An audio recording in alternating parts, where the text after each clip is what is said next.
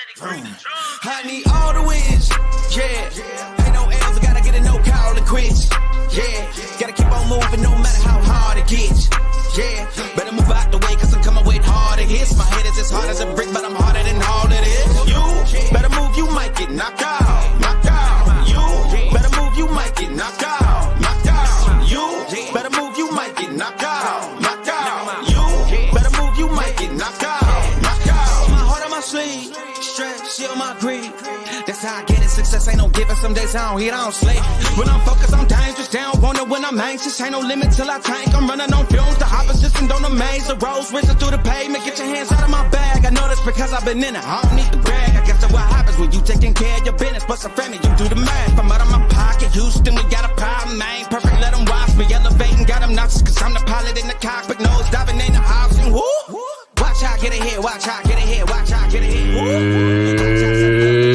It's time! Welcome to DFS by the Numbers with your host, Brady. Better move, you might get knocked out. Knocked out. You better move, you might get knocked out. Knocked out. You better move, you might get knocked out.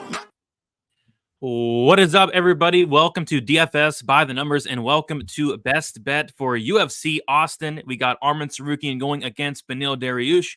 We have a 12-fight card. Really looking forward to it. Really looking forward to this show. We got two of the top five guys on the show here. We got Mr. Lou Betcha, and we got Gordo in the chat. We'll start with you, Lou. Are you looking forward to UFC Austin? Stuttgart just scored. There's another bet for me for the day. Just letting you know. Yeah, it's a great card. Let's get it. Let's get this out of the way. This is the first show all year I've done where I'm not in first place in this competition. I plan on responding. I don't plan on tweeting at Cody when I take the lead, and hopefully set up like an awesome final on the pay-per-view. And as always, Brady, nice to be here. And congratulations on Thursday, dude. Oh my gosh. On winning all the money in the same game parlay. Yeah. So I put up about $75 and I came up with like 3,300 off of just some stupid stuff. That's so many reach arounds, dude. Just makes so many. Yeah. But yeah, appreciate you, Lou. Always good having you on. And yeah, Lou, you're only down like 5-6 units. I mean, this is, that's easy work for you. So we got Gordo in the building. Gordo, you have a little bit more catching up to do. I think you were behind like 29 units around there, which is, I mean, it's doable on this show. So, Gordo, how you feeling about this card? Come on, man. It's not like we're not still in the positives, right? Third place, so 10 units up. Like, it's not great.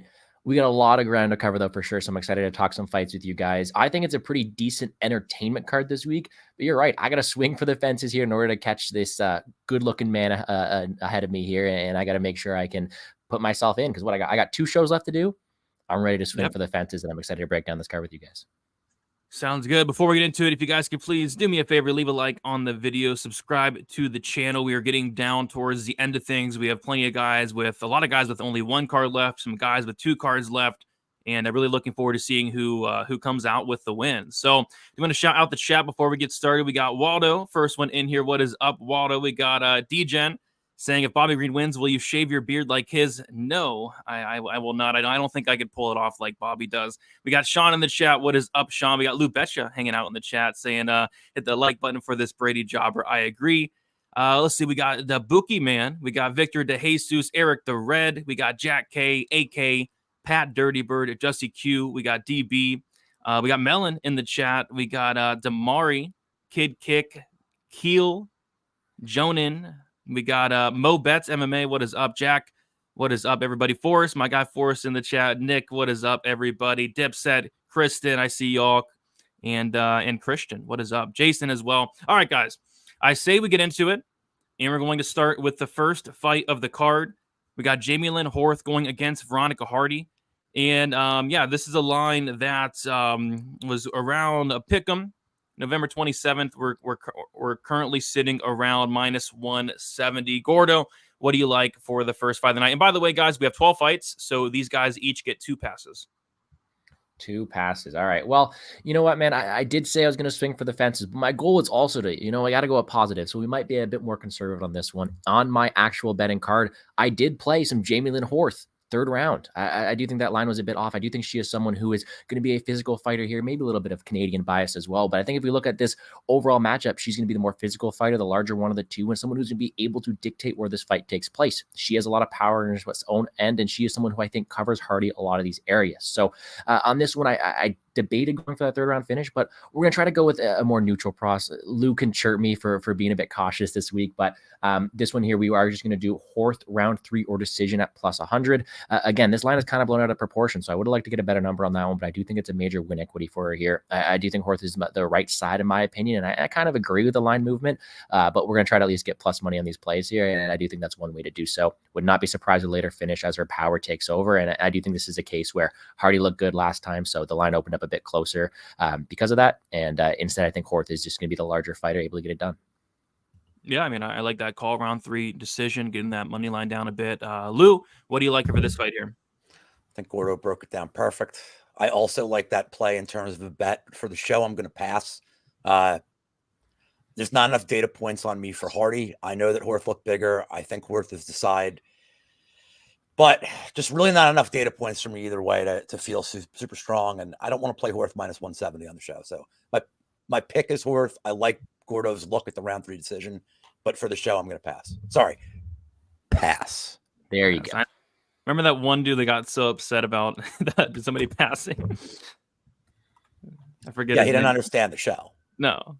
Some people don't. Some people don't understand the show. We've only done it all year, but let's see. Pass on the Horth fight. Yeah, nothing wrong with that. All right. Let's see here. Something I did want to bring up. Brady, you so hot, bro. A little weird comment, but I appreciate it. Horth, round 3 KO, 25-1 is free money lock this week. Melon with the free money lock. Wow. Yeah, we'll see. And face-offs were crazy. Says Shawn V. Hardy looked like a little girl. Yeah, Horth was just much bigger. I knew Horth would be bigger, but I didn't think Horth was going to be that much bigger than Hardy. It should be noted, Brady, there was some buyback this today on Hardy. I mean, this line got up as much as 210. So, yep, there definitely was, which makes sense. I mean, Horth shouldn't be minus 210. What is up, Antonio? In a few hours, it'll be 7 beers. Only 7? What is this? Well, as soon as this is over, I'm going to watch, Georgia, Bama, and the fights. So that'll involve alcohol. There we go. Heck yeah. All right, so Lou passing on the first fight. Gordo taking that round 3 decision. We'll move on to the next fight. I said on Lou's show when he did his show with Monk, I mean, this fight's just giving me fits all week. It's a fight I really want nothing to do with. If I was on the show, I'd be passing. But I'm curious to hear what you guys have for this one. Wellington Terman going against Jared Gooden. The line's kind of stayed around the same all week. Minus 200 for Terman, plus 170 for Gooden. We'll start with you, Lou. What do you like for this fight here? Just getting my 2 passes right out of the way, man. Passing on this one, too. I will say I wanted to bet Gooden when I first just saw the price. The more I looked, first, and I don't like that he said choo-choo at the weigh-ins. Like, that's a kind of like a no bueno thing for me. I think Terman's striking is probably improving. He's 27. He's training in a good camp now with Pereira and people. I think he's probably going to be better here. I didn't think he was bad against Randy Brown, who I think is a really tough, awkward, stylistic matchup for a lot of people. I think Terman could get a late finish here. That's why I'm not playing this fight, because I don't know if I want to go decision which is plus 150. It's reasonable. But I don't love Gooden's durability. I also think Gooden could bonk Terman, who's shown that he doesn't have the greatest striking defense. So I'll pick Terman. I have no bets on this fight. I don't want any bets in this fight. It just means I'm giving you picks for the last 10. Yeah, I think the whole choo-choo is just another reason to pass on it. I mean, that was something else. Shawn says, I know a sharp dude with 5 units on Terman. I mean, I don't think sharp, 5 units, and Terman should ever be in the same sentence. Well, I know who he's talking about, too, because I literally sent you a DM yesterday saying, imagine having 5 units on Terman in this economy. So we know who it is. I mean, maybe multiple people are. I don't know. But I mean, he can go out there and win, but 5 units on Terman just seems very irresponsible. But yeah, we'll see. Gordo, what do you like in this fight here? Honestly, I think Lou broke it down pretty well. I have a few ways to look at this one, but at the end of the day, I don't feel confident either one of them to go out there, and this will be my first pass of the day. I don't really have the ability to go out there and be like, yeah, I'm confident in this. I think there's a wide variety of outcomes. And if I had to play one, I would be either a Terman decision or a Gooden KO based on previous history. But I don't think we're getting a good enough line for that Terman decision. And we always know that Gooden is the most reliable fighter to stay alive till a decision either, making it this one is just one where I'm going to pass. What is Gooden by Choo Choo? Has he been training for that? I think he has trained Choo Choo. I think it's minus 110 for Gooden by Choo Choo. I could see it. Minus 200 in this economy. Yeah, I mean, come on. Yeah, I mean, Gooden did reject that handshake. I thought that was interesting. This is the 100 gamblers fight. I feel like there's a couple 100 gamblers fights on this card, and I think we ran right into a couple of them early on here. All right, we'll move on to the next fight, though. We have Ihor Pateria. I almost said Paterable. Shout out to Uncle Weezy. I thought that was the most hilarious thing ever. He called him Ihor Paterable, which I think is very fitting. But Paterable going against Rodolfo Bellato. We got Bellato minus 400. Paterable is plus 300. I believe Bellato is still the biggest favorite on the card. Lou, how are you attacking this fight here? So we're going to play the Bellato sub. I've seen some plus 300, some plus 275s, but obviously I get the bigger number here. I did say on the show last or Thursday night that the Bellato round 2 sub, I had it on plus 1600 on one of my books. I thought that was an interesting look to consider. I still haven't gotten there yet, but look, man, I don't think Pateria is good. He does have a powerful left, but I don't think Bellato is really that good. I think he's very hittable. He's been hittable on the Contender Series. He's been hittable in all his regional fights. The best path for him is get a takedown. And we saw Negramanu just, who is not really a good wrestler, just kind of abused Pateria. I think that would be the path here of least resistance for Bellato. Take him down. And if he does, I don't know that Pateria gets up. I think one takedown could end the fight. I worry that people making their debuts seem to like the flashy KOs, but I think if he does get the takedown, Pateria's get-up game is awful. Gives his neck up tons of times. I think the neck will be there. Probably wins round 1 sub. Round 2 pays more, but we're gonna go Pateria. We're gonna go Bellato sub and around the plus 300 or whatever price you're giving me here. I'm pretty sure it's plus 350 best price currently. And I do have a track bet on this as well. So sounds good. I like it. Gordo, how are you attacking this one here?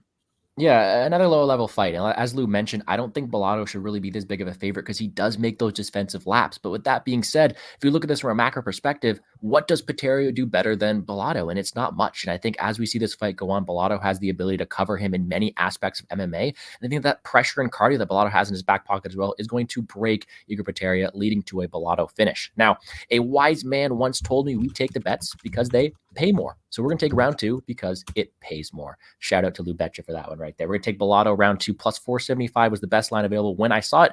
Could be different now, but I do think that he melts. Bellato melts Pateria in that first round, gets a second round finish. If it's by sub, that's great. Cashes for Lou as well, but one where I do think he gets a finish in those later rounds. All right, Lou taking the sub plus 350. Gordo taking the round 2 plus 475. Hopefully you guys both hit it, because I have a bet on the sub round 2 at like plus 1600, so that'd be nice. Your chat thinks Ihor has one of the best chins in UFC history, and I would suggest that anybody who thinks I'm drinking on air should check if this guy is drinking to make this comment. Melon's always drinking. I love Melon's bets. I love the round 3 sub is great. I love that, but I don't think it's because of Ihor's chin. Chin's so bad. You don't want to see any Pateria. Check his papers. Let's see. Forrest saying Bellato should get the club and sub here. When I see a favorite that high and he has real finishing ability, then I usually pick the favorite by finish. Yeah, he should finish this guy. And we got riding with Lou on this one by sub. Yeah, I think the sub's very, very, very likely if he goes to it. And who is Uncle Weezy's ass shaving? It is actually Rodolfo Bellato. Uncle Weezy's thinking he goes out there and shaves the ass of Ihor Pateria. So we shall see. All right, we'll move on to the next fight. We got Jacare Clos going against Joe Solecki. We got Jacare Clos minus 131, Joe Solecki plus 111. We got a striker versus grappler type matchup. We'll start with you, Gordo. What are you liking for this one here? Man, I think this is a close fight, no pun intended. And it's one where you got a very close money line. And although I'm supposed to be out here picking these big money shots to go out there and catch someone like you, I think it's like Lou, sorry. I'm just going to go out here and pick close money line. I think it is a very close matchup. And although I did bet both Close and his round 3 prop, I do think it's one that can be done a multitude of ways. I think if we look at the overall perspective, I see this fight going down. Sure, there's a world where Joseph Solecki could use his wrestling to win a decision here, but I think he's limited to that. Whereas I think Close is a better striker with better cardio, with a decent enough takedown defense to go out here and win this fight a multitude of ways. With the susceptible chin and cardio of Solecki and the low volume striking, I think Close takes over, and I think it's his fight to lose with all those advantages to him. Just give me his money line, although I am very tempted on that round 3 prop. All right, taking the money line there. Gordo or Lou, what do you like for this fight? I mean, I'm hoping Gordo wins a lot of money today because I am also taking Close for the show, and in my absurd generational wealth round robin, I have the round 3 KO for Close at 14-1. What I would advise here, because if there's strong arguments for both sides, and I understand that, I think the best way to honestly attack this fight is a live bet on Close. He is coming off a torn ACL. He probably loses round 1 at a pretty high clip. If Solecki gets him down and backpacks him, I think you might get plus 250 for Close after 1. I think that's probably the best way. And you'll know how his leg looks too, which I think is important. So the pick is Close for the show, just straight money line. I love the round 3 prop, and I think the live bet is probably the best option. There's 2 really good live bets on this card, and I think this is one of them. All right, Mini liking Gordo's breakdown there. They're both going with the Close money line. Looks like the best price out there is minus 125. He's known as Igor Holloway, isn't he? Absolutely not. Whoa. Absolutely not. Let's see here. Close round 2-3 KO 7-1. Joe's chin is built like a bag of milk. This is free money. So Melon kind of agreeing with you there, Lou, on that round 3. All right. We'll move on to the next fight. We have Zack Reese going against Cody Brundage. We have Zack Reese minus 230, Cody Brundage plus 195. We'll start with you, Gordo. What are you liking for this fight here? I'm struggling with this one, man. We have one fighter coming off a devastating round 1 DQ win. It's hard to back against him when he's on such a hot streak. So in a matchup like this, I think we do have a very interesting lineup. Now, truth be told, man, I could see this going a multitude of ways. In my eyes, we have the hometown Texas guy in here, Reese, who, although he is unproven, he is coming in undefeated against someone who maybe the UFC doesn't hold to the highest regard, and this should be Reese's fight to lose, but there are so many unknowns around him, and I don't think that Brundage is a horrible fighter. Now, let me take a step back. I think if you put Cody Brundage's skill set in with a very good UFC 4 player who could control him well, I think Brundage could have a lot of skills. He's got great power, good wrestling. It's just he doesn't make the best decisions. He doesn't have the best cardio, and sometimes he doesn't have the best heart out there. So for me to go out there and pick Brundage would be a bit of a disservice. Instead, I really, really like the under. The problem is it's juiced. How do I play it without really paying minus 200 for an under 1.5? That's where I'm struggling with right now. I don't really have any method like a victory I think prevails over the other. So instead, I think I'm just going to pay the juice, and because I can't pass on this one. I think I'm just going to take the under 1.5 at minus 200.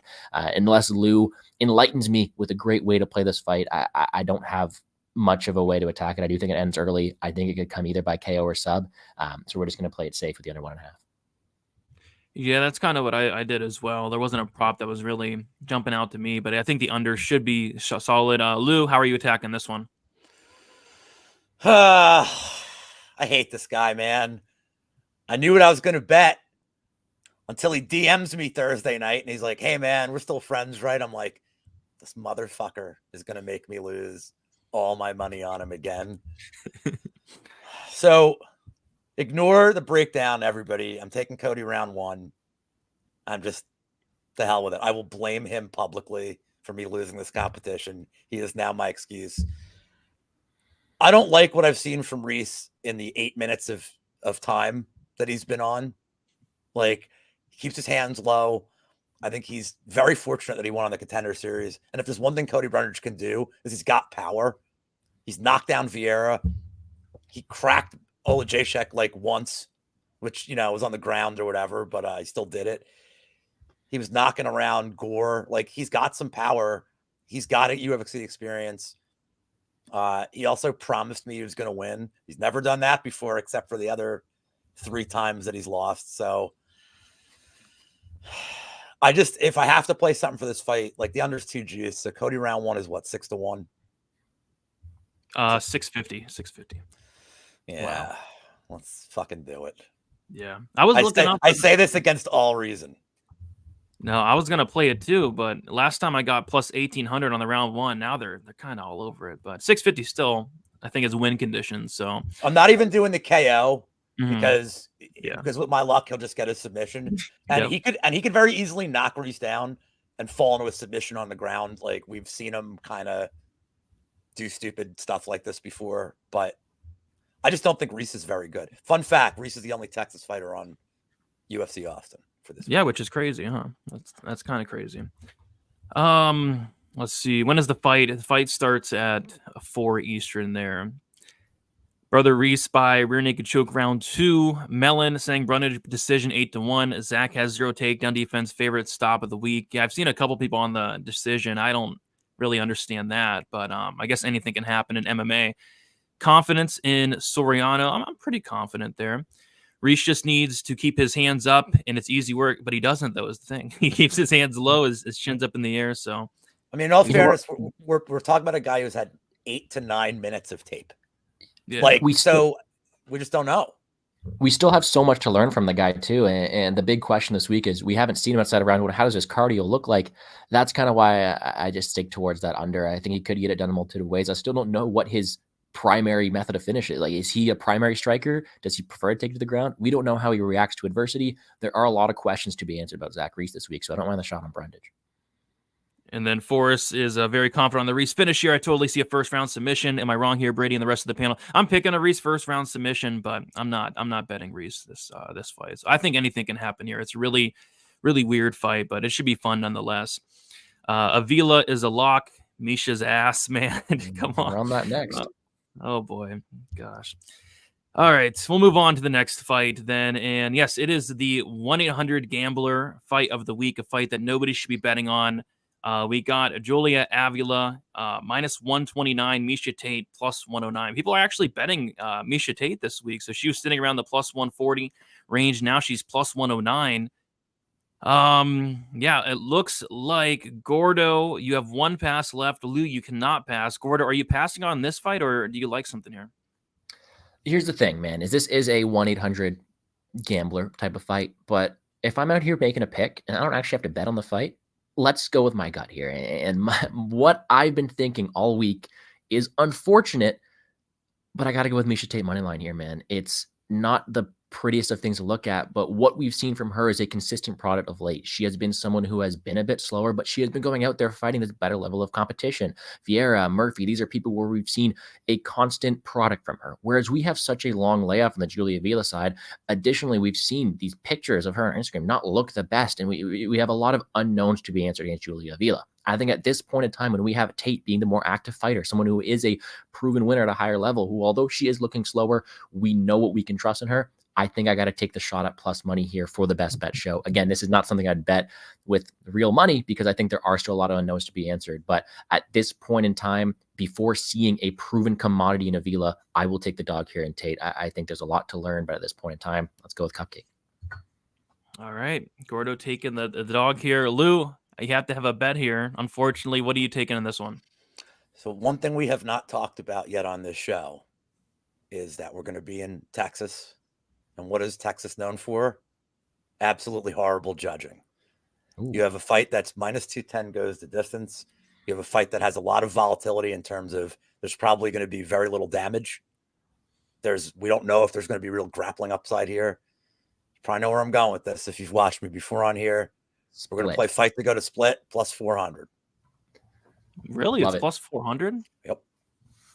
For a minus 210 fight goes, this should have probably been in the plus 325 range. Yeah. But I will exploit DraftKings for their plus 400 here. And I'm not picking a side because then. Yeah, don't. Because then I have to care more than like, cool, nobody did anything. Yeah. I'm surprised they're hanging a 4-1 for that. I mean, I don't know. And draw potential. Maybe nobody's good enough to win the fight. Draw type situation. I don't know. I could see it. Cupcake takes the cake. HK is really like an Avila round 1 or 2 KO. I don't know, man.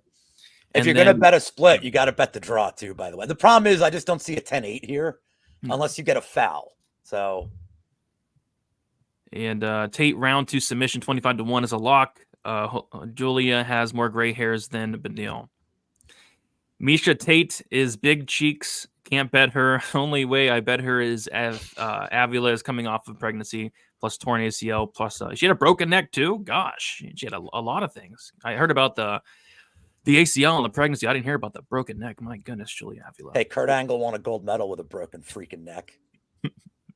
I guess you're right. It could be the Kurt Angle. I don't know. All right, we'll move on to the next fight. We'll have we have Haly Sorano going against Dustin Stoltzfus. We got Sorano now sitting at minus 340. What did he get down to minus 355 at one point? Now minus 340, and then we have Dustin Stoltzfus sitting at plus 280. We'll start with you, Gordo. What are you liking for this fight here? Truth be told, if I did have one more pass that I wanted to use, it would be used on this one right here. There aren't many angles I like too much. I am a massive Haly Sorano fan. I bet him against Kopylov. That was a horrible look, and in hindsight, I look like an idiot. But at the end of the day, I do think Sorano has all the tools to succeed. He hasn't really just been able to put them together. We all talk about that wrestling background he may have, but he doesn't use. We know he has power. I think he has the attributes. And in this matchup here, I do think he is taking a step down against someone in Stoltzfus who, although has been historically durable, we saw him finish early. And that is not something you want to see against someone facing someone with the power of Haly Sorano. Now, the problem with that is his KO line is juiced here. And it's not something I want to go out there and play too often. Sorano wins inside the distance is minus 135. His KO is minus 130. And for that reason, I don't see too much juice on that one. I am trying to come back here and catch up. So we're going to do something a bit crazy and be careful. 1-800 gambler on this one, but I'm going club and sub here for Sorano. I'm going submission plus 750, I believe, on Sorano. I know he has that wrestling and I know he hasn't used it, but he's taking a very, very long time off. And I think he is working on his overall game. I think he wants to come out here, prove to people that he has the ability to contend at a high level. And I do think this is the ability for him to go out there and and have more ability to live up to this line than the line entails. Big long shot, but why not? All right, shooting for the moon there, plus 750, which is the widest odds prop on the show thus far. Lou, are you going to one-up Gordo here, or are you liking something else? No, I hate that I even have to pick this fight, but honestly, I had to pass in those first two. I'm going to play Puna in the distance at minus 135. I hate it. I don't know where Stoltzfus is good. I don't think Sorano is good. I also don't think his power carries late in fights, but the difference between in the distance and 1-2 is like 20 cents. I'm not really worried about that. I'll take the safety net if he does grapple. We have seen Stoltzfus finished in the third round too, so I don't want to say that it's out of question. So short and sweet, Puna in the distance for the show. I'm never betting this. Hey, like never with my own money am I betting this. Yeah, fair GM3 round 3 was a lock there, so we'll see. Yeah, he always wins in round 3. I'm watching it live from 40,000 feet in the air. Heck yeah. DFS. What is up, Wega? Melon saying a 100 gambler fight of the week, 2 fragile bums that shouldn't be in the UFC. I think I'm a little bit more high on Sorano than most people, but I don't think he's amazing. Big Puna straight to down the pipe KO. And but Bet365 has crazy payouts for 13 fight parlays. I'm not a 13 fight parlay type of guy, but I bet they do. I bet all 13. I don't get out of bed. I don't get out of bed for anything less than 16. 16 legs? Gosh. You got there's some Danish handball in there or some shit. Yeah, I feel it. All right. We'll move on then to the next fight. We got Joaquim Silva going against Clay Guida. We got Joaquim Silva minus 300, Clay Guida plus 250. We'll kick it to Lou Betcha. What do you like for this fight here? I really wanted I'm going to play Silva in the distance for the show. It's close to even money. It's like 105, 110 range, I believe. I really want to do the submission here for Silva because we know what Guida does at this point in his career. Keeps his head down. He runs into trouble on the ground. Silva doesn't have any subs. If you're going to give me a guy like when you and I hit the ridiculous the Landwehr bet, the round 2 sub earlier in the year, you had a guy that at least had shown that he like goes for submissions, has grappling. We got plus 2,200 on that. Even the submission, I think, was plus 900 in that fight. They're giving us plus 300 here, which is terrible for a guy with no submissions. Because his name is Beto BJJ. Yeah, I know. I'm hesitant to do it, but I also think if it doesn't hit the ground, I think that Guida very easily, the way his head movement is so limited now, could easily get crushed with a knee right up the middle. So I think the KO is live. I would need more for this submission. then plus 300. So in the distance to me at about even money here is fine. All right, taking inside the distance there. Gordo, what do you like for this fight?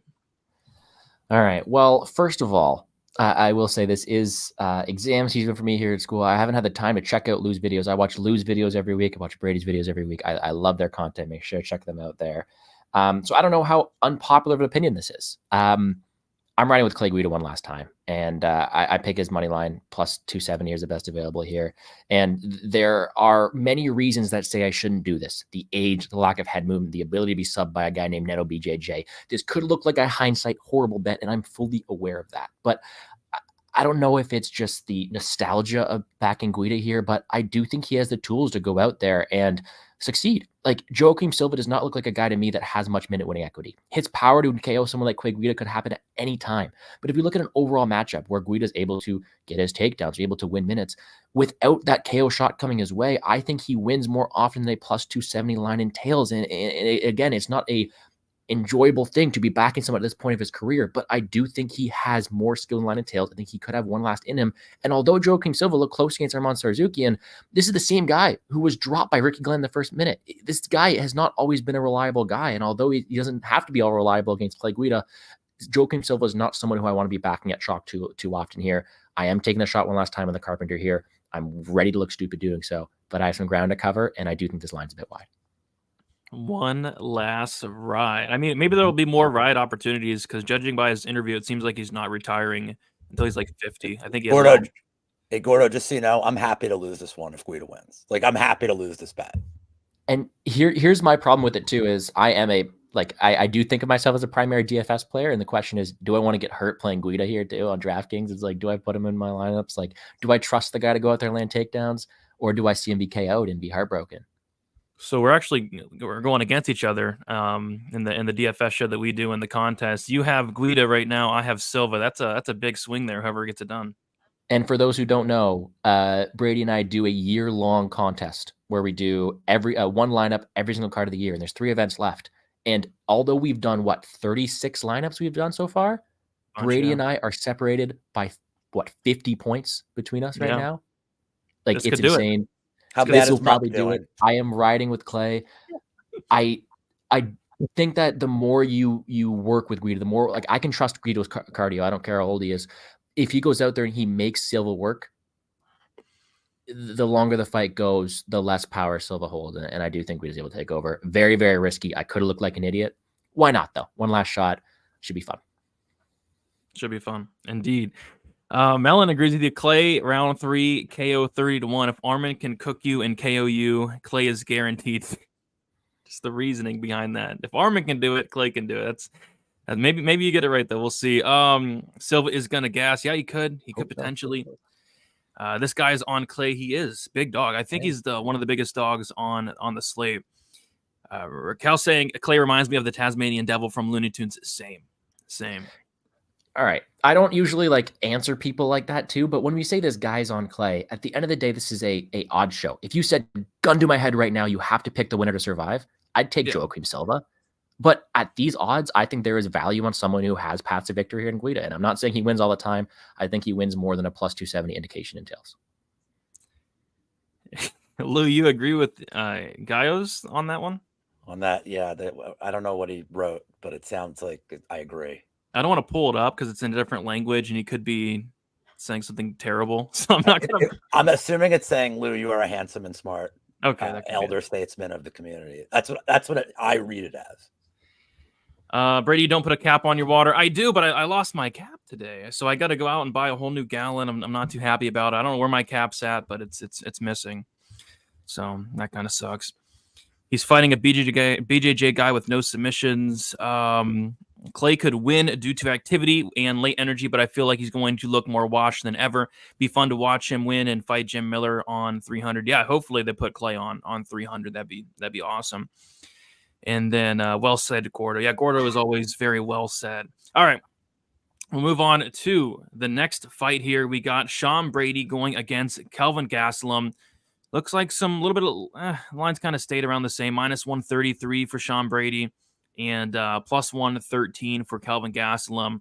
striker versus grappler matchup. We got a couple of those on this card. We'll start with you, Lou. What are you liking for this fight here? So this has been one of my strongest standpoints of the week. I know this fight is very decisive, but I am on the Kelvin Gastelum side, and I'm going to take it up one notch for the show. I'm going to play Gastelum in the distance. There's a couple of things I like from him on this side. The one is last time we saw Sean Brady, and it has been a while, I did not like what I saw with the striking defense. If you go back a little further, you're seeing that guys like Chiesa and Jake Matthews had success against Brady with the striking. Gastelum looked absolutely awesome yesterday, back down at 170. I think the move to fight ready was a very good move for his career. And I talked about this a little bit at length during the week, that one of Brady's biggest fans, especially of the way he gets takedowns, is Santino DeFranco. And you know that that's all they've been drilling Gastelum on this week, is how to defend that body lock takedown, the trips against the cage. If Gastelum's smart, he keeps this fight in the middle of the cage as much as possible. I don't think the striking is even competitive here. I think Gastelum looked really good against Chris Curtis, a guy who has way scarier tools on the feet than Brady does. So I like Gastelum here. I like him quite a bit. I took a poke on round 2 KO, but for the show, I'm going to play Gastelum in the distance. I don't want to rule out the sub. It's like 20 points different. So in case he gets some, fluke flying toe hold, I don't want to lose. But Gastelum in the distance is the play for me. Gastelum inside the distance, I see plus 250. So, is that good? Yep. All right. Gastelum inside the distance for Lou. Gordo, which side do you lean on in this fight here? This matchup to me is the hardest fight to call on the card. I think there's a couple ways to look at it. I know someone asked earlier what DFS stood for. It's daily fantasy sports, stuff like DraftKings, stuff like that. And for DraftKings purposes, I want Sean Brady. I think he has more upside. His path to victory is going to be rooted in takedowns and dominating someone in Gastelum early. But in my show, when I had to pick a winner in this one, I did side with someone like Kelvin Gastelum. I think he has more ways of getting it done. And although there could be a recency bias involved with the Brady's last loss, Gastelum still has been proven to beat better competition. He has a decent ability to contend in these matchups, and I do think he wins the striking exchanges. All of this for me to say is I think this fight is way too close to go a variety of ways, and this will be my final pass of the night. All right, taking the pass on this fight. Let's see. Yeah, I mean, if I was on this show, I'd be wanting to pass on a lot of these fights, and this would definitely be one of them. But yeah, we'll see what happens there. Gastelum finish only. Lou, I'm assuming you like that a lot. I think it's around even money. Honestly, I don't like bets like this typically. I just don't like pushes. It's like, okay, I don't like betting -3s in football. But I do. I don't think Brady really has finish upside here at all. So I think that's a safer way to play it.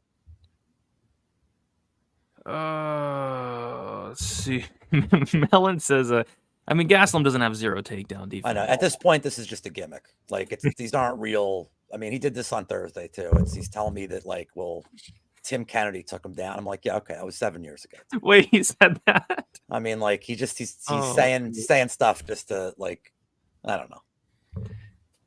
Jack liking the over 1.5 on Brady Gastelum is a good parlay piece, -250. Kelvin has hit the over 1.5 at 9 of his last 10. Wow. Okay. Yeah, could be.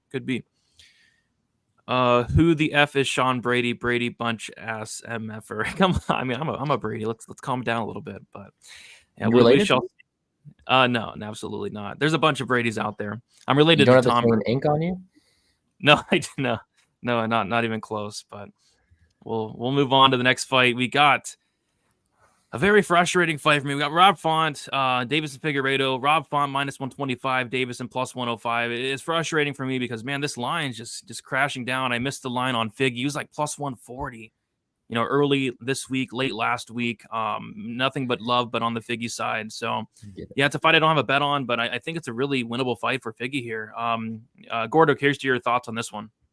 This is my favorite bet on the slate. And I am just like you. I wanted to bet Davis and Figueiredo. I think he has more paths of getting it done. I think he is someone who, although his comeback in weight, has an opponent in front of him who he can beat. Because someone in Figueiredo is a guy who prioritizes damage. He doesn't want to go out there and win minutes too often, but he's an opportunistic submission grappler, and he has a ton of power in his hands against someone in Rob Font who, yeah, has a very, very good jab, but is someone who can be dropped. And I think if I look at this from a macro perspective, 100% there is a world where Rob Font goes out there and jabs his way to a decision. 100% a possibility. I could see that happening.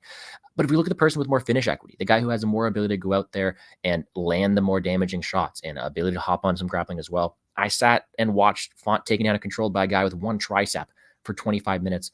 I think Figueiredo has more paths getting the finish. And my favorite bet in the entire card is Davidson Figueiredo finish only at -105. I think if we look at this from who the person to get most likely to get a finish in this spot here, I think Figueiredo gets a finish way more often than Font does. And like I said, Font has a path to victory, and that's jabbing his way. But Figueiredo has been historically durable. He's a guy who can continue to go forward.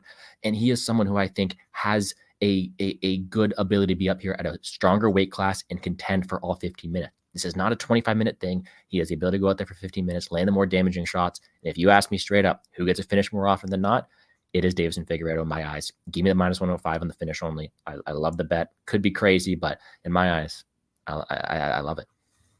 All right. Figgy finish only, -105. Lou, what are you liking for this fight here? Well, I'm not rooting for Gordo on this one. I'm on the Rob Font side. I think Figgy has two paths to victory here. He's got to get in range where he can just get the kicks and get out and not get jabbed to death. And I don't think that happens here. I think Font's boxing is too good, too technical. Or Figueiredo gets takedowns. And yeah, Figueiredo is not the size of Sanhagen. He's not. And Font took that fight in a couple days' notice. So I feel like that may matter compared to this one. Somebody in the chat said how Figgy was just getting like kind of beat up by Moreno, who, while a tough guy and a fun fighter, is definitely not as good at boxing as Rob Font. He's not as powerful as Rob Font. So I think Font probably jabbed his way to a decision, but I think the money line's good enough. Which is viable. Yeah.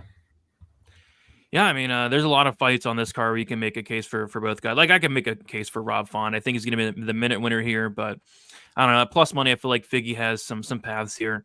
Money line for Rob Font, -125. I thought you were going to go with the Font KO. No. I think Font has very little finish equity in this fight, to be honest. Now, Okay.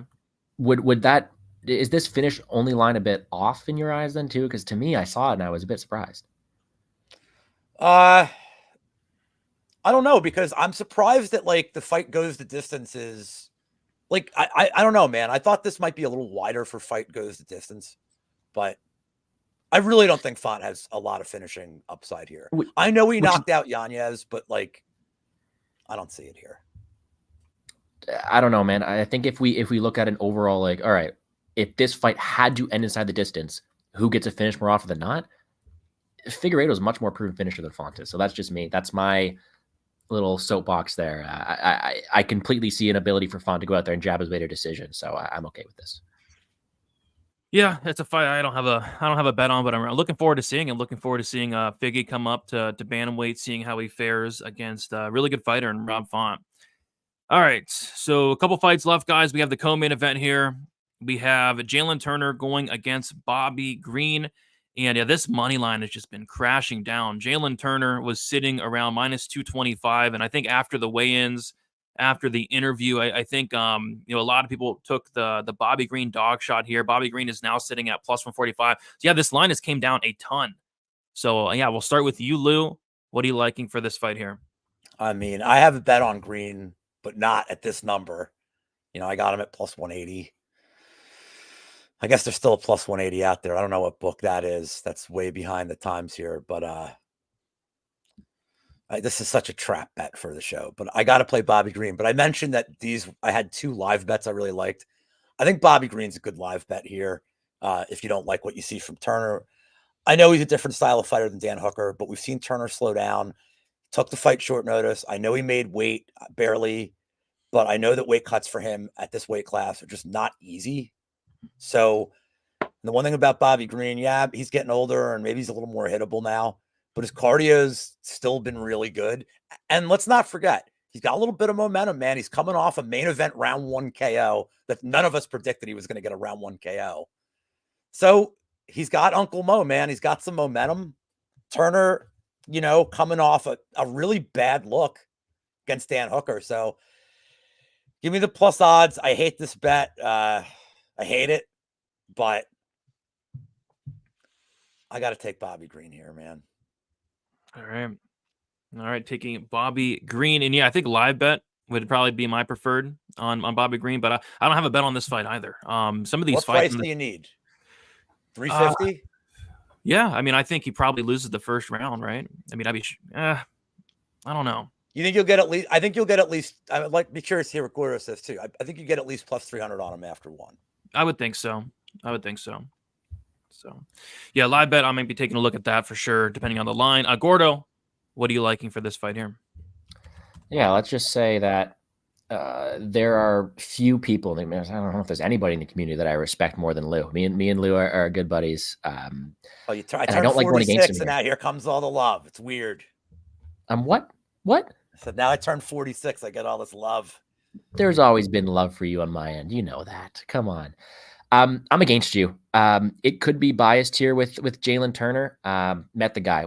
I've met a ton of fighters. He's the nicest fighter I met out of everybody. I love Jaylen Turner that way too. But I think he's got advantage in this spot here, and I'm willing to buy the dip on Jaylen Turner. I have a bet on Jaylen Turner, and I always want to see Lou win bets here, but not this time. I'm riding with the tarantula here. I think if you look at it overall from a not only a round-winning opportunity, but for finish ability, and I think that Jaylen Turner has more potential chance to win than the line entails. If we go look at the way that Bobby Green starts his fight, he is a slow starter. That Grant Dawson thing isn't really speaking out to me, and I completely understand there's a world where Turner gasses out and Green takes over late. But I haven't seen the biggest chin issues from Jaylen Turner too often. I think he has a good recovery ability. I think he has a good ability to win through it. And I do think Jaylen Turner not only has early finish equity, but has the ability to bag those first couple of rounds enough to win a decision in Texas, where we have seen some weird decisions. And in this spot, to me, I just think that Turner wins more than the line entails. He has that good range. I love his striking, but he also is a very, very versatile grappler, where we've seen Green be able to be taken down and submitted and controlled before. Flip side of things, although Turner is someone who usually relies on that finish, he's 100% finish rate. Bobby Green didn't finish it in his last 2 losses. And I don't think it's elite level of competition, but I do think we do have someone here in Jaylen Turner who has a lot of easy measurables. Green's head is around this Arman Tsarukyan fight, acting like a gangster in the lobby. And I do think that you're able to go out there and see Jaylen Turner have success early, whether that be a finish, whether that be him back in the first 2 rounds. I think he wins more than the line entails. Now, plus 180 on Bobby Green, sure. Round 3 on Bobby Green, sure. Cardio dump with Turner and then Bobby Green winning late, sure.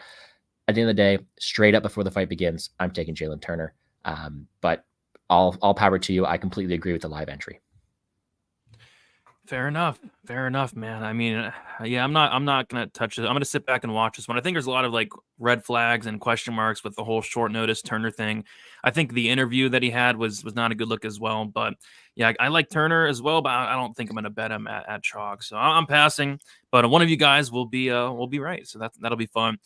Happy birthday, Lou. Yeah, your birthday was how many days ago? About a week ago now. Yes, November 24th. How was your birthday? Was it decent? From what I remember, it was pretty good. There you go. Heck yeah.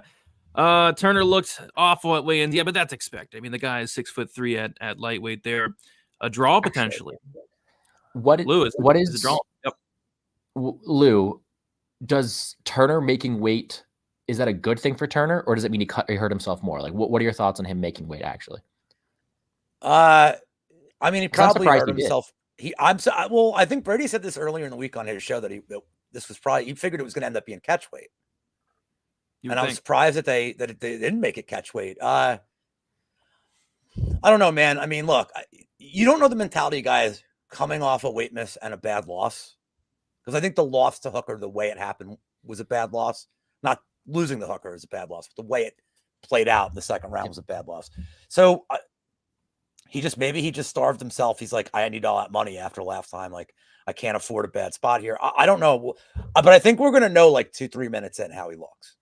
100%. Yeah. Which is why that live entry is good as well. Anyways, very interesting fight and a fun one. I'm very much looking forward to for sure. As my friend Magic MMA would say, I have all the Bobby Greens bet on this fight. This was 5. Yeah, it was supposed to be Hooker versus Green 5 rounds. If this fight was 5 rounds, I would actually probably be betting Bobby Green for sure. I think the extra 2 rounds make a big difference. All right, guys, going to move on to the main event. Before we do so, if you guys have not already, be sure to smash a like button. Let's get those likes up. Also, subscribe to the channel. I'll be back next week with some best bet. I think Gord will be back next week as well, so that's going to be awesome for the UFC Apex card that was supposed to be in China that has 10 fights on it and is not card that of the great, year. but it'll be fun. Yes, worst card of the year potentially on paper, but we'll see if they add any fights to it. As of now, it's just 10 fights. All right, we got Arman Tsarukyan going against Beneil Dariush. We have Arman Tsarukyan minus 287, Beneil Dariush plus 247. Yeah, I was doing my show with Uncle Weezy on Pub Sports Radio Stat Diggers on Sunday, and Tsarukyan was like minus 190. We were both like, yeah, it's probably a little bit wide. And then he got all the way down to like 335, Arman Tsarukyan. I'm like, what's going on? I mean, wide line here. Curious to hear if anybody's on the Dariush side. We'll start with you, Gordo. What are you liking for this fight here? Not much from betting perspective. I kind of want to sit back and watch it as a fan. But when it comes down to picking one line I like the most in this one is a bet that I rarely do. I'm a very optimistic person and I love watching violence. I'm going the over 3.5 on this one. I think we have ourselves a closely contested matchup between two guys who fight at a very, very high level. We have someone in Beneil Dariush who has not only a incredible grappler, but showed good takedown defense, good scrambles, and a good ability to win minutes on the feet against someone like Gamrot. Now, yes, Dariush's biggest concern is he can be rocked, he can be dropped, but he's facing someone as Tsarukyan who is more of a primary grappler and who will really give Dariush his game. And although at the end of the day, if I had to pick a winner, I am going Tsarukyan because I do think he has the ability to win optics with his grappling, with his kicks. I don't think it comes with a powerful knockout more than this line entails. So to me, the over is the way to go. I do think the line is wide, but I also don't like really going against someone like Tsarukyan here, who I think has the momentum in this division and is someone who is going to succeed later on. So line may be wide. I think Dariush money line is a decent bet, but let's go with the over 3.5. It's minus 130. I think it goes. All right, minus 125 for the over 3.5. Lou, what are you liking for the main event? I'm on the same play, man. Let's go. Exact same play. And I'll add to what Gordo said. I've heard a lot of people this week saying, oh man, Dariush, he's getting old. His cardio hasn't looked good because of the Oliveira fight. Like, dude, that was a massive fight for him in terms of that was going to be for a title shot. It's a pay-per-view. He looked good until he didn't. But I felt like that was more of an adrenaline dump than his cardio looking bad. Historically, his cardio has been pretty good. It's the striking defense that would worry me the most. But you look at Tsarukyan and what does he really do? He's not really a headhunter. On the ground, yes, he'll go for ground and pound. He'll go to the head. But on the feet, it's way more kicks. It's a lot to the body. And Dariush, I've seen him he seems to defend against the body really well. So I feel like this fight's probably going to be on the feet for a lot more than people think. And if it is, I don't think either one is going to finish each other on the feet. I think if a finish comes, it's probably going to be Tsarukyan, and it's going to be attritional. It's going to be rounds and rounds of him getting takedowns, getting control, landing damage, and maybe a late finish. But for me, I'm with Gordo. I don't love betting overs unless I'm betting split decisions. But I feel like the 3.5 at minus 130 is super reasonable, especially for Tsarukyan, who, even last fight against Silva with a massive favorite, he took a sweet time getting that finish, didn't he? Yeah. I mean, so I think Dariush is obviously, this isn't a hot take. I know you're the hot take king, Brady. I think Dariush is a step up from Waim Silva. I also think he's also a very big step up from Jose Alvarez, who, while I like Alvarez, has a very glaring weakness in his game that Tsarukyan exploited and cut him open early to just really put the nail on that. I think Dariush gives him far more resistance here. I think this is a really fun technical fight. It's just hard to bet. Yeah, I feel it, man. Beneil is not 47. He's like 34. He's young. He's a young guy still. Benny humbles Tsarukyan. Yeah, maybe Tsarukyan does need a little bit of humbling there. Beneil KO 7-1. It probably doesn't hit, but Arman's boxing isn't that great. And if he can't get takedowns, it is Beneil has some sneaky power, that's for sure. Arman's boxing is not good. I agree. Not only do I completely agree, it's his kicks. That's it. If he gets his kicks going, when he starts working the body of Benny, he could zap his cardio, but I don't think his striking on the feet is really that great. The problem I have with that one, though, is Arman seems to have a decent recoverability, and I would see a submission more likely, like a club and sub. Arman shot in immediately on Silva after he was dropped, whereas Dariush should probably capitalize on that. I don't know. It seems interesting. Yeah, I could see him. I could see a lot of different outcomes, actually. But I think the over solid. You don't really need to pick a winner. I think the line's wide. Let's see. John Morgan's in the chat. What is up, John Morgan? Shouldn't you be getting ready for the card? I'm sure you're there, cage side. So shout out to John. The wrong Lou there also. Yeah, the wrong Lou. It's okay. Everybody makes. That's Lou on Friday. Yeah. Benny 4-5. I'm sure you're getting crazy odds for that. He's already a big dog. And that is true. Only time he's been finished was a KO. We got the MetaHuman Project thing. Arman volume, defense, and durability. I think it gets him the win. All three of you hate everybody. I don't really hate anybody. Do you guys Oh, hate anybody? Especially Spoke- Gordo. Gordo hates nobody. Spoken that- like I hate everybody, but that's spoken Yeah. like a true burner account. Yeah. Yeah, I don't hate anybody. And I know Gordo doesn't. Lou hates everybody though, but that's just a little I don't hate Brady and Gordo. Okay. And I don't hate Monk, and I don't hate Wheezy. And everybody else is kind of whatever. Heck yeah. All right, guys. So we're gonna go through everything. I forgot to give a main or a prelim recap, so hopefully I didn't f up here too bad. So we're gonna go through it one by one. Lou, you got your passes out of the way right away. You got passing on the Horth fight, passing on the Terman fight, Bellado sub plus 350, close money line minus 125, Brundage round 1 plus 650, Tate fight goes to split, that was plus 400. We got Sorano inside the distance minus 135, Silva inside the distance minus 110, Gastelum inside the distance plus 250, Rob Font money line minus 125, Bobby Green money line plus 180, Arman, Tsarukyan, Beneil, Dariush over 3.5 rounds minus 125. Is all that correct? And if so, what is your best bet of the night? All right, it's all correct. And while I don't think this is necessarily my best bet of the night, I understand the competition. And what better way to screw over Cody Blood Money than with another Cody? So we're going to make Brundage round 1 the best bet. Try to get that to 13-1. Wow. There we go. As you guys know, if you hit your best bet, your profit doubles. So if Lou hits this, he's not only going to get plus 6.5 units, he's going to get plus 13 units, which would easily put him in the lead. I think he's only like 5 units down from Cody Blood Money right now. So this would put him in the lead and have him sitting pretty for the last show of the year. All right, Gordo, you're taking Horth, round 3 decision, plus 100. You're passing on the Terman fight. You're taking Bellado, round 2, plus 475. The close money line, minus 125. The Reese, Brundage, under 1.5 rounds, minus 200. Tate, money line, plus 122. Sorano, submission, plus 750. Guida, money line, plus 270. Passing on the Gastelum Brady fight. The Figgy finish only, minus 105. Jaylen Turner, money line, minus 165. And then Arman, Tsarukyan, Beneil, Dariush, over 3.5 rounds, minus 125. Is all that correct? And if so, what is your best bet of the card? Well, I got a few things to say. First of all, if everything goes like Lou bets, it's going to be a very fun card. That's a lot of finishes on there, and I would love to see that. Second of all, can I get a medal? This will be the only time that I will ever have a bigger plus money shot than Lou Betcha. I don't think that'll ever happen. Right? He's the plus money king. We got one there. And then last but not least, my best bet. If you ask me straight up what my favorite bet on the card is, that is going to be the Figgy finish only line. But we're here to win units. We're here to get a good plus money bet. And I really like the odds in Bellado round 2 plus 475.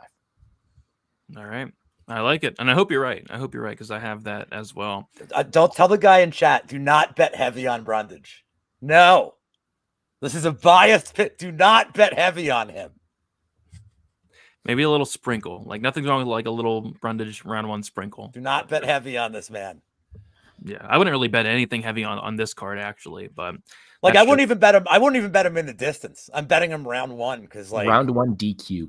I wish I could bet him first half of round 1 because I feel like past the 2.5 minute mark he loses. I could see like that. I wish I could just bet. I wish I could bet Brundage in under half a round. I think you can on DraftKings, same game parlay. You want me to? I'm going to price it out right now. Do it. I'm going to tell you guys. Well, you're doing like the whole wrapping it up thing. I'll tell you what. All right, yeah, we'll wrap it up and you get that for us. So Gordo, let the people know where they can find you and what you typically got going on for some content on a weekly basis. I see a few people talking about my Canadian coming out there. Yeah, it's a fun one. We're going to have a good time. I appreciate Brady for having me on. I will be back next week as well. So hopefully you guys aren't sick of seeing me on this channel because got more fights breakdown with Brady next week. You can find all my work on the Plays and Fades YouTube channel. I have a full card breakdown, both a betting and a DFS perspective out weekly. And then all my bets are posted on @GamblesGordo on Twitter or X or whatever you want to call it. I post my full slate. It includes my breakdown for every bet I do. You can be sure to check that out. Other than that, guys, I appreciate you for having me on. Make sure to check out all of Lou's content. Some of my favorite in the business. Brady puts out some great stuff as well. And even Brady and I do a show together on Wednesday. So a lot of content for you guys to check out. I appreciate you guys for tuning in. And I wish everyone the best of luck this weekend. Good luck to you, Gordo. Thanks for coming on. We'll see you next week as well. Lou, let the people know where they can find you and what you typically got going on for some content. So it's plus 675 if you do Cody. And so it's not even, I mean, the round 1 on its own is 600. So like, yeah, that's kind of crappy, huh? Terrible. Yeah, this casual with balls is a lot to say too. Name's got balls in it, dude. You had time to pick a name and you chose one with balls in it. Prop show next week. I'm just doing on my own. and then the usual happy hour show. And then the week after that, the final card. My guest for the prop show is all 4 members of the MMA Engine. So should be a very, very cool show with all 4 of us. And yeah, good luck everybody in the chat, even the people that are ragging on me that I like ragging back. If you know me, it's all good fun. Like, I love it. I love the interaction. That's why I'm typing in chat the whole time. But good luck to you guys in your bets. I think this is a really fun card. Tricky betting card for sure. But let's get it, guys. Should be fun. It should be fun. Best of luck, everybody. Like on your way out, subscribe on your way out, and enjoy UFC Austin. See you later.